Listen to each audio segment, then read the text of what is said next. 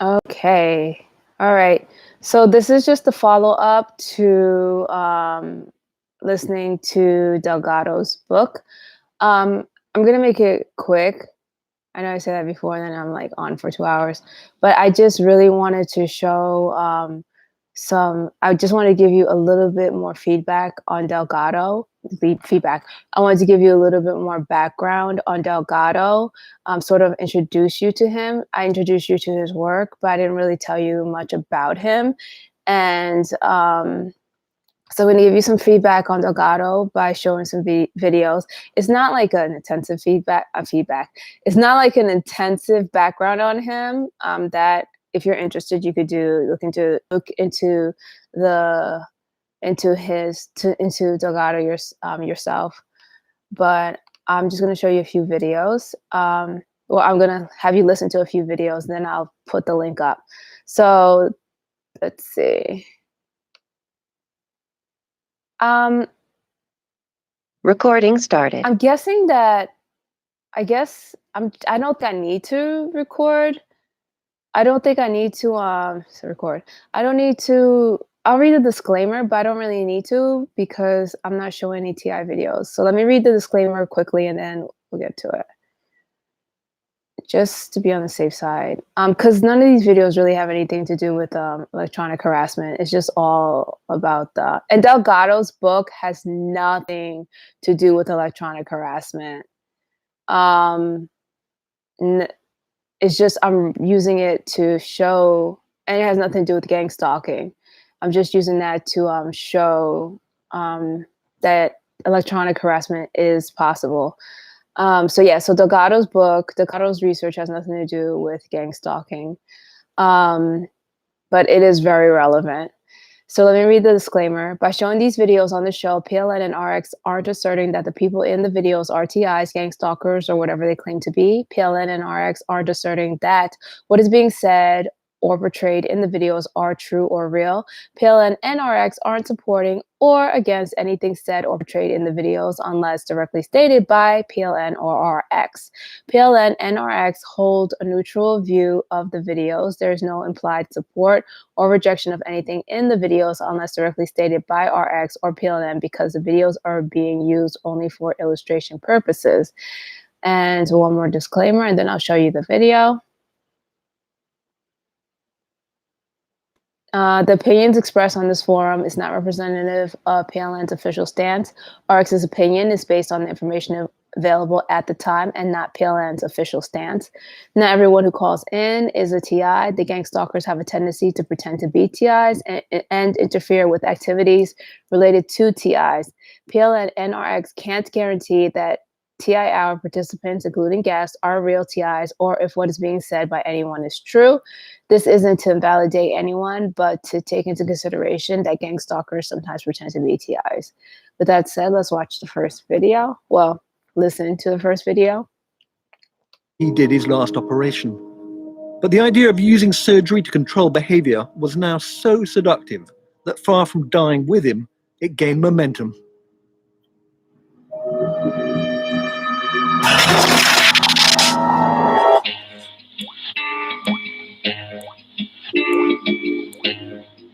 During the Cold War, mind control became an active area of research.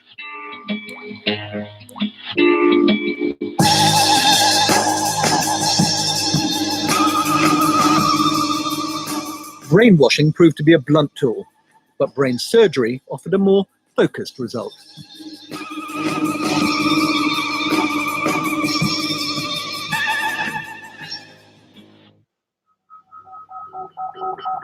In the mid-1960s, a procedure developed by Dr. Jose Delgado took psychosurgery to a whole new level. I was continually thinking about the brain, about the possibility to do research, about the possibility to go inside, in the depth of the brain. Rather than cutting things out of the brain, as Walter Freeman had done, Delgado decided the best thing to do was to insert something into the brain. At Yale, Delgado became fascinated by the idea that electrodes implanted in animals' brains could control aggressive behavior. In the summer of 1964, to perform a truly audacious stunt, he chose not a rat nor a mouse, but a bull. The owner, he said, well, you can do that with cats and monkeys. You can do that with bulls, can you? I don't know. Let's try. Would you allow me to place electrodes in one of your brave bulls? Sure, do that, no problem. But you will not be able to pacify him. I don't know, maybe not. Let's try. Dr. Delgado really did intend to stop an animal specially bred to be aggressive in its tracks. This footage shows Dr. Delgado in action.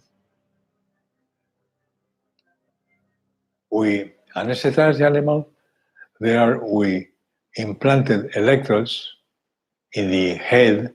Well, next day, the bull was normal, and the bull was just going around, charging against anybody who could be in the bull ring. It's not completely normal. Then I thought, well, I know a little about bullfighting, so I'm going to test this by myself. Delgado leapt into the ring with an extremely dangerous animal, armed with nothing but a remote control. He was betting his life that this would work. The animal was a few feet away.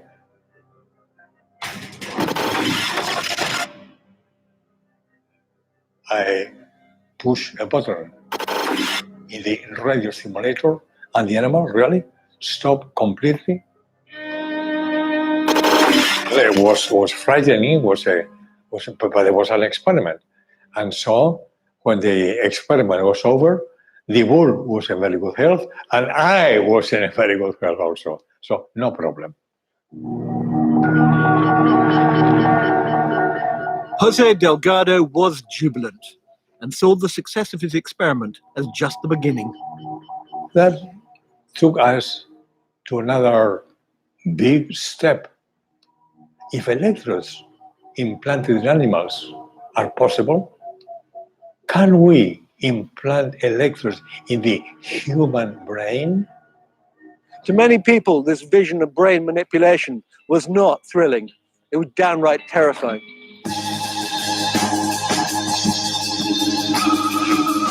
It presented a nightmarish future where anyone who threatened the state could be controlled.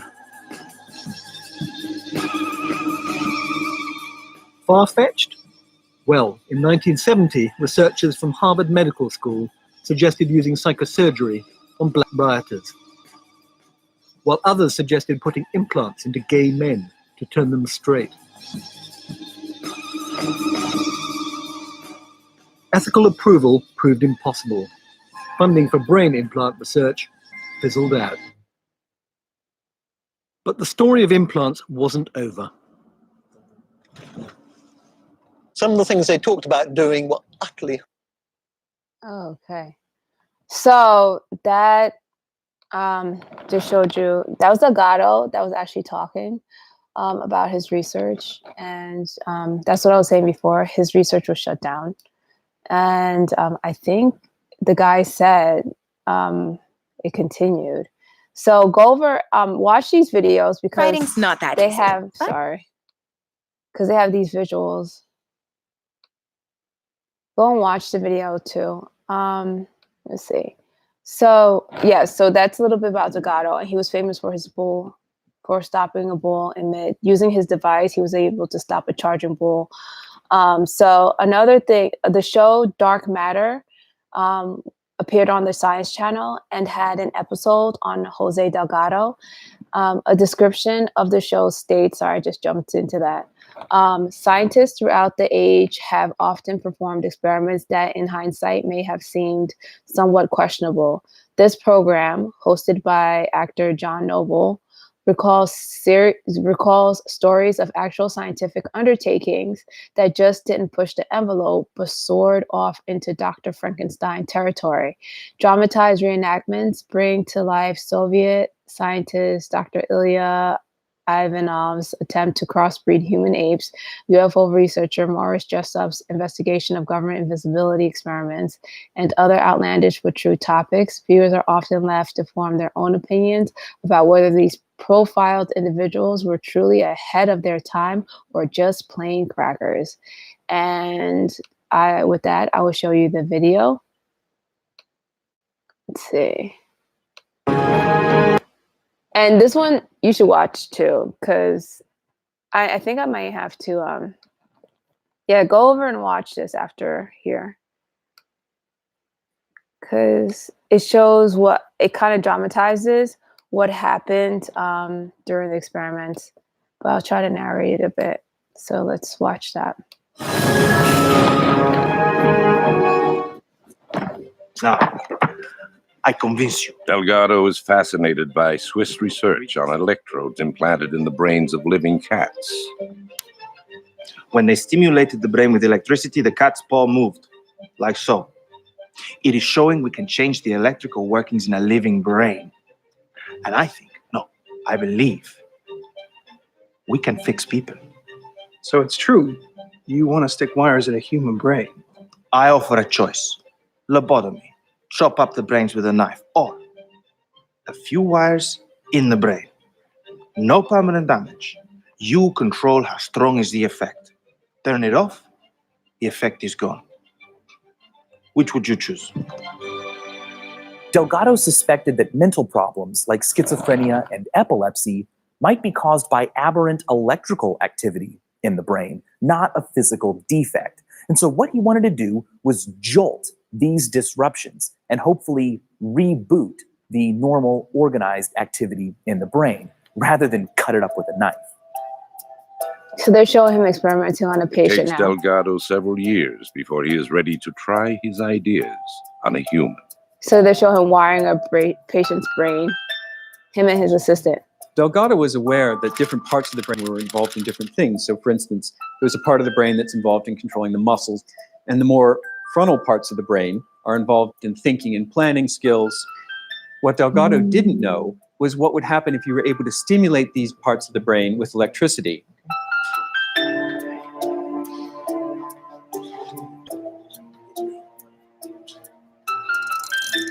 Keep your hand like this. Nice. Open. Now don't Palm up and move open. a muscle. So now he's stimulating the patient. The Please, sir. patient's, Keep it open. the subject's hand is Wow. clenching in a fist. I guess your electricity is stronger than my will. If you want to move your arm, an electrical impulse travels from motor cortex eventually to the arm. What Delgado was doing is substituting that natural electrical impulse with a man-made one. And when he did, his subjects had no choice but to move. Now he's experimenting on a girl at Yale. Delgado begins working with mentally reading a ill book. patients, violent schizophrenics, normally candidates for lobotomy. She stabbed several people. It's mostly strangers. And the nurse. So you need to be careful. He's sending What? his assistant in Doc, a if she room. does freak out, I mean, she'll rip the wires out, ruin the equipment, maybe even hurt someone. Don't worry. The equipment will be perfectly safe. He's telling his assistant to go in there. There's a girl in there with a To guitar address sitting on a this bed. problem of wires needing to come in and out of the skull, he invented the stimoceiver, which is a radio receiver attached to electrodes in the brain, which he operated with a radio transmitter and a remote control, much the same way as one might operate a model aircraft. Okay, so The you're girl going has to some play kind for of us. stuff on her head. She's going to play a guitar.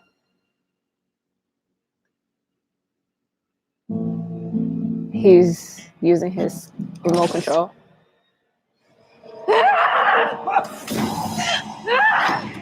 Turn it on! Turn it off now! Turn it off! Delgado can induce abnormal behavior in a mental patient by radio control.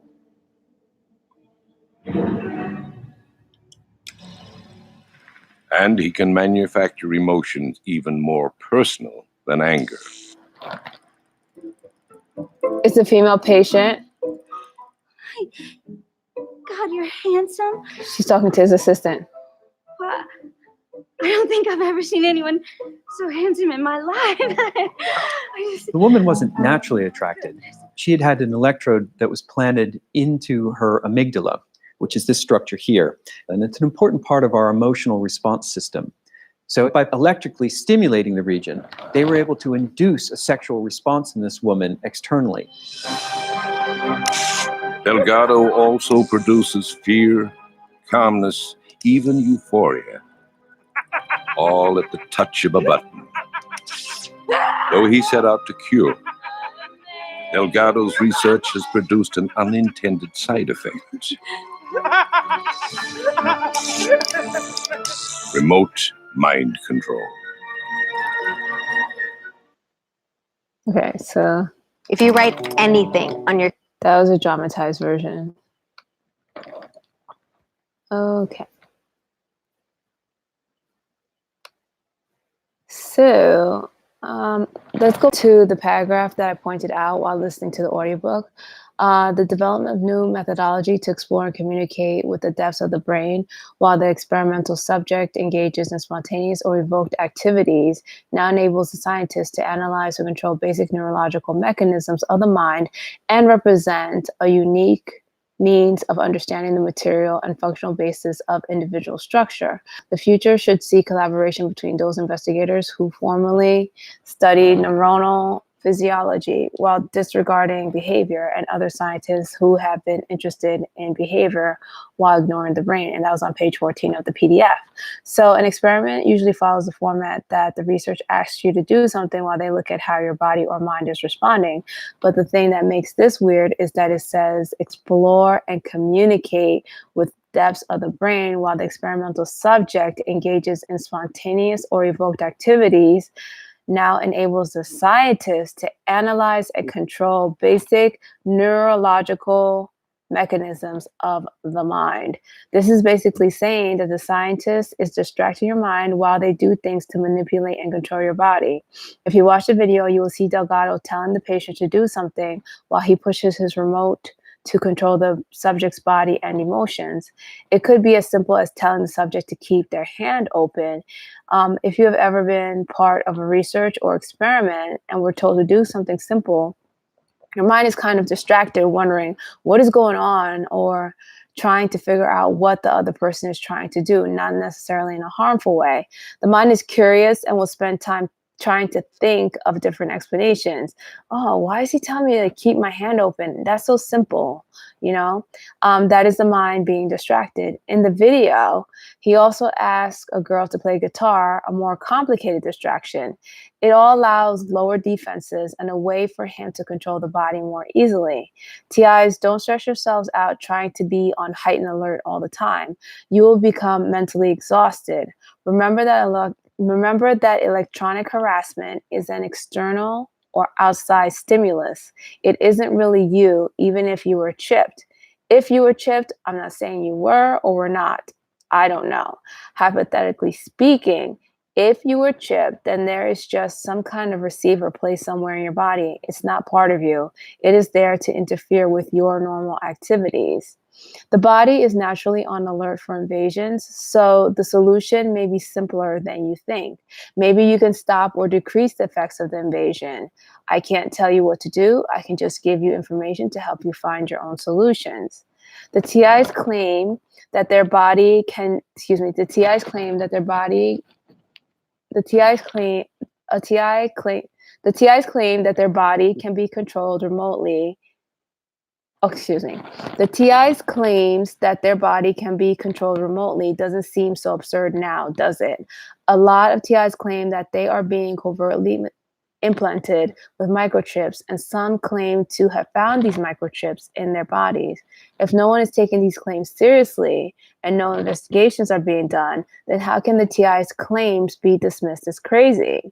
Especially since there is documentation that the things they claim are possible. Delgado's type of research is still going on today, but the new research that the public is aware of seems harmless, or at least not as harmful. It doesn't appear that Delgado was trying to deliberately hurt anyone. He appeared to be trying to find an alternative to lobotomies. However, when research like that goes underground or gets into the wrong hands, anything is possible. Here is a video about some recent research in a field called electrophysiology. Electrophysiology is usually associated with the heart, but a part of it includes neuroscience. The neuroscience part is the part that relates most to electronic harassment. I am not saying that any of the people in the videos are bad or part of the gang stalking network. These videos have nothing to do with gang stalking and are for the general public. Okay, so let's watch that video.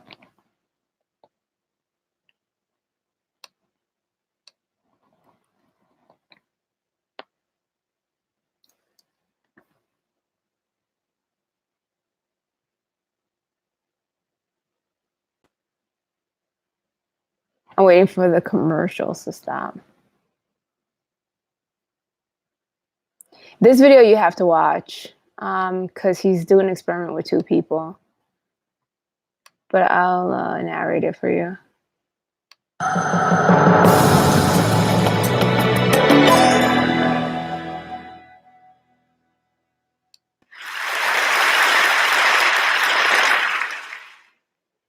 The brain is an amazing and complex organ. And while many people are fascinated by the brain, they can't really tell you that much about the properties about how the brain works because we don't teach neuroscience in schools. And one of the reasons why is that the equipment is so complex and so expensive that it's really only done at major universities and large institutions. And so in order to be able to access the brain, you really need to, dedicate your life and spend 6.5 years as a graduate student, just become a neuroscientist, get access to these tools. And that's a shame because 1 out of 5 of us, that's 20% of the entire world, will have a neurological disorder. And there are 0 cures for these diseases.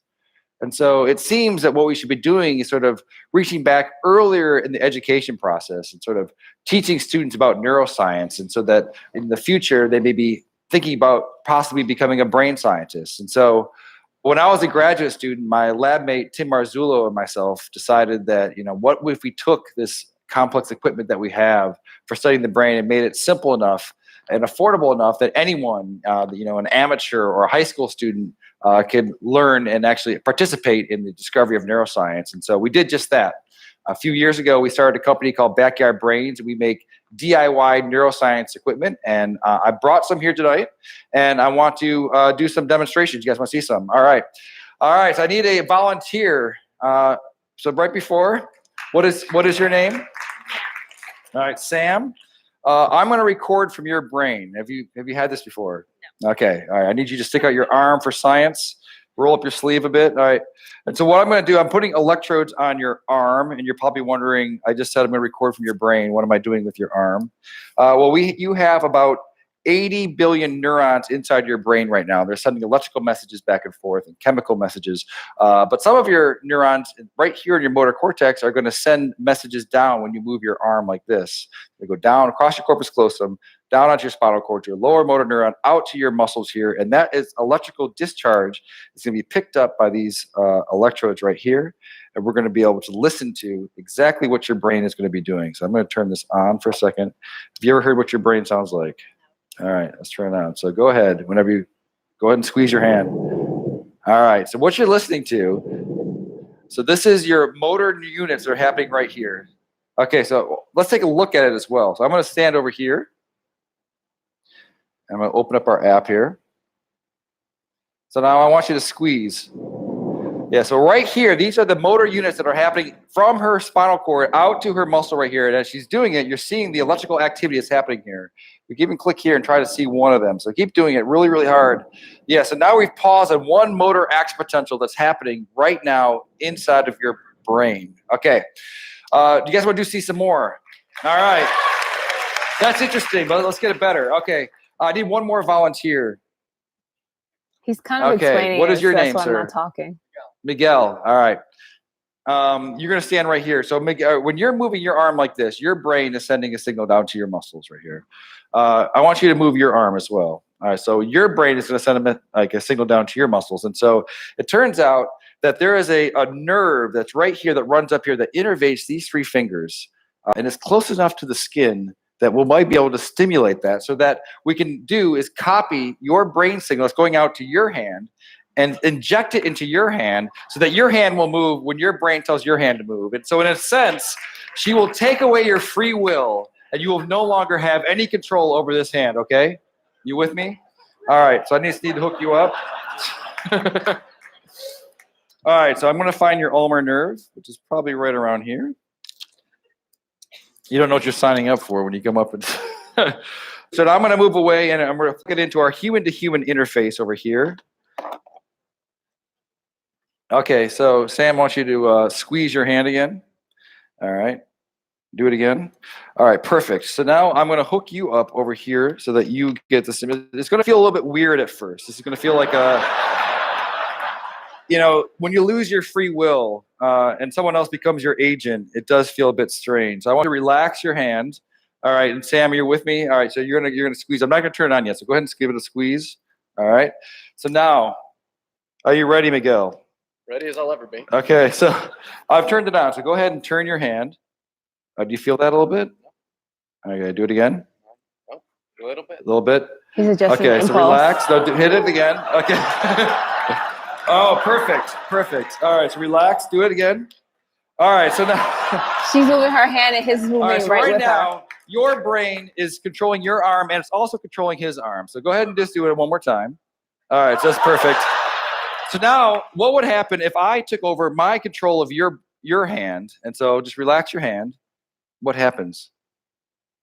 Nothing. Why not? Because the brain has to do it. Now you do it again.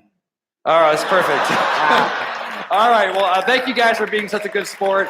This is what's happening all across the world, electrophysiology. And we're going to bring on the neural revolution. Thank you.